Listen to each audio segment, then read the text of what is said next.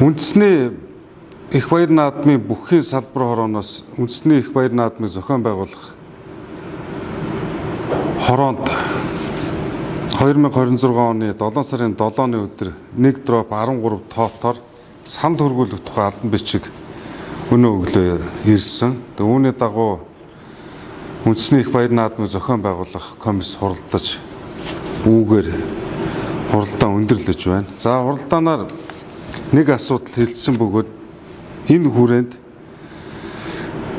допингийн асуудлаас үүдэлтэй эрхэн хасагдсан болон цол сэргээх Бадарч Өсөхбаяр Чойнам Батөрчих буян дэлгэр нартай холбоотой асуудлуудыг авч хэлцлээ. За гарсан шийдвэрийг товчхон танилцуулахад нэгдүгээрт баяр наадам зохион байгуулах үндэсний хорооны үйл ажиллагаа засгийн газрын 257 дугаар тогтоолоор баталсан дүрмийн хүрээнд болон баяр наадмын тухай хуулиар зохион байгуулагддаг.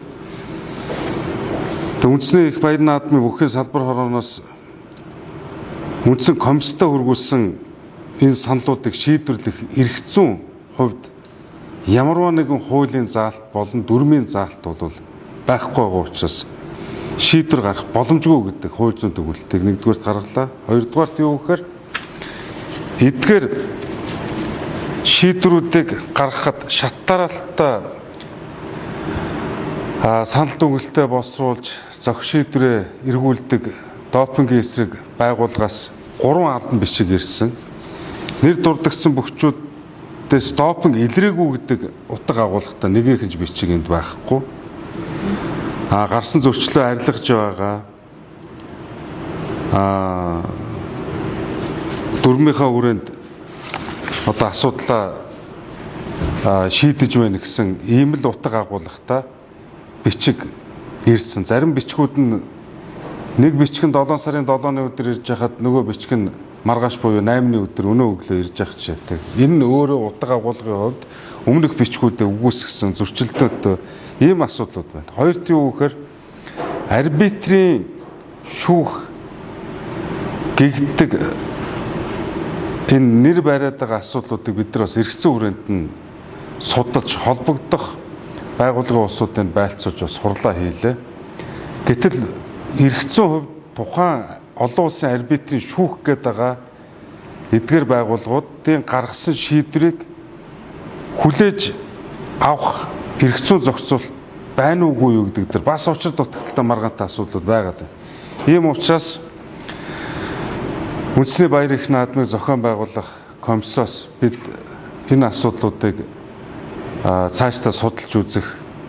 За шүүхийн маргаантай болон авилгалтай тэмцэх газар болон бусад хууль байгууллагуудын хүрээнд шалгаж байгаа бас хэд хэдэн ноцтой асуудлууд бас байгаа юм байна. Тэгэхээр эцэслэн шийдвэрлэх боломж нь бол байхгүй гэдгийг бол тодорхой бид нар хууль зүйн хүрээнд бид ийм шийдвэр гаргаж байна. Эцлээд хэлэхэд энэ шийдвэр бол үндэсний баяр их наадмыг зохион байгуулах үндэсний комисс ямарваа нэгэн байдлаар нэр дурдгдсан эдгээр 5 бүхий эрхийг сэргээх эрх зүйн боломж байхгүй гэж бид шийдвэрлэж өнөөдрийн хурлаа өндөрлөө. Энд эрхэн хасагдах шийдвэр гарсан үгээр л явна. Гэхдээ хэд хэдэн асуудлууд байна. Энэ зөвхөн миний ярьсан хэмжээнд тайлбарлагдаад болчих зүйл ердөөсөө биш. Жишээлбэл допингийн шинжилгээ өглөө. Дахиад тухайн тамирчинд өгөх эрхийг дүрмээрээ зохицуулаад нэгэд өгсөн байдаг. Өөрөөр хэлбэл 2-7 хоногийн дотор дахиж өгөх буюу хэрвээ эхний гарсан лабораторийн шинжилгээд эсэргүүцэж байгаа бол өөрөө өгөөд өөрийнхөө эрхийг хамгаалах боломжийг хуулиар олгож өгдөг. Гэтэл Бадарч болон Өсөхбаяр цаг хугацаанд өгөөгүй, зугатаасан. Өгөхгүй гэж нэгэн ч гэсэн бичгээ албан ёсоор холбогдох байгууллагууд нөгсөн. За цолоо сэргээх Батөрчихийн хувьд байсан баха. Допинг хэрэгэлсэн тогтогдсон. Цаг хугацаа нь эрхээ асуусан цаг хугацаа нь өнгөрчихсөн. Өнгөрснийхэн дараа одоо нотлох баримт болох допингийн шинжилгээнийх нь одоо дээж лабораторитой хадгалагддаг, хугацаанд дууссан, бүх асуудал шийдэгдсэн гэж үзээд тухайн хадгалагдажсэн дээжийг устгацсан. Тэгэнгүүт энэ ч одоо хэдэн жилийн цаг хугацаа өнгөрсөн байдаг үлээ. Буцаагаад одоо би шинжилгээ өгье. Би допинггүй гэд одоо цолоос сэргийлгээ гэд явж байгаа чинь. За гих мэтлэн ингээд бүх эдгээр 5 кейс төр дүн шинжилгээ хийж тал талаас нь бүгд л ярилцлаа. Хамгийн гол нь юу гэхээр Баяр наадмын тухай хуулиар болон засгийн газрын 257 дугаар тогтоолоор Баяр наадам зохион байгуулах үндэсний комисс буюу миний ахалж байгаа комиссд ямарваа нэгэн шийдвэр гарах эрх зүйн орчин байхгүй. Анх удаага Баяр наадам зохион байгуулах энэ комиссыг ахалж байна. Маш олон учир дутагдaltaй эрх зүйн орчингууд байна. Одоо арсан цолтой бүх 1024 бүх барилдж байгаа буюу 10 даваатай энэ наадам төрүүлэхэд дараагийн одоо нэмэх цолны асуудал энэ хуулиар зохицуулагдаагүй байх жишээтэй. Ерөнхийлөгчийн тамгын газрын хуулийн референттэй хүртэл уулзаж тодруулж бас ярьлаа. Тэгэхээр хууль эрх зүйн орчин маань аливаа үүссэн асуудлыг урьдчилан сэргийлэх, талсан зогсоох, асуудлыг шийдвэрлэх эрх зүйн чадамжгүй юм байна.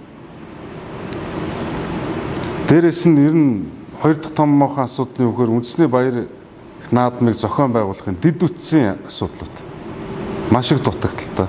Олон нийтийн шүүмжлэл их гарч байна.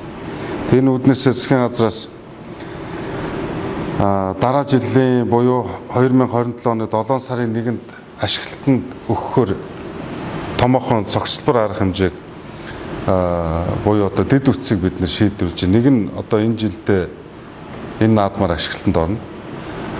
Хоёр дахь нь дараа жилийн 7 сарын 1-нд ашиглалтанд оруулахаар одоо бид холбогдох ажлуудыг хийж байна. Тэгээ Баяр наадмын төрийн хүндэтгэлийн арга хэмжээнд төр миний би танилцуулахаар бэлдэж байгаа. Энэ маань 7 сарын 10-15 цагт төрийн хүндэтгэлийн ёслолын арга хэмжээний үеэр албан ёсоор танилцуулагдана.